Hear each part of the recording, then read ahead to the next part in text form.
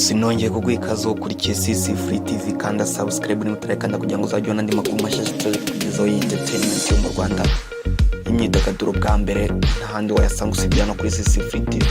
Rero icyo usabwa no gukanda subscribe, gukanda notification kugira ngo uzajye ubona akiri mashyashya.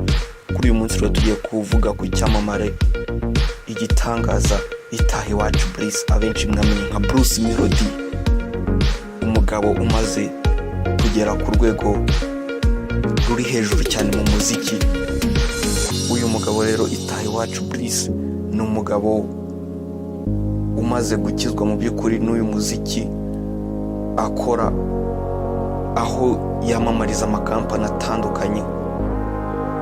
Ngira ngo aza no ku rutonde rwa mbere mu bahanzi bakize cyane mu Rwanda.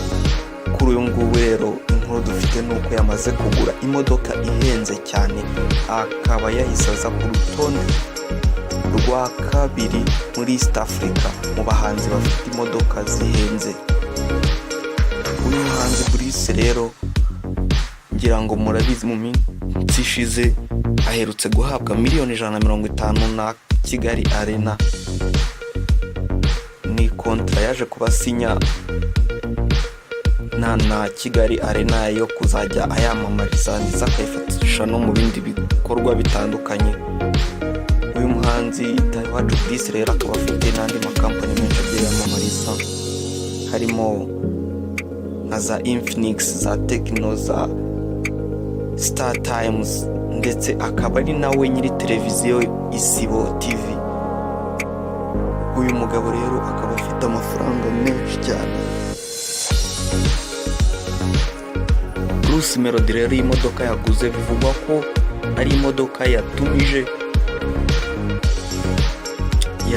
yari imaze iminsi mu nzira, yayitumije mu Budage. Iyi modoka ihagaze akayabo k'amafaranga ibihumbi bisaga 150 by'amadolari, ubwo nagera muri miliyoni 150 z'amafaranga y'u Rwanda.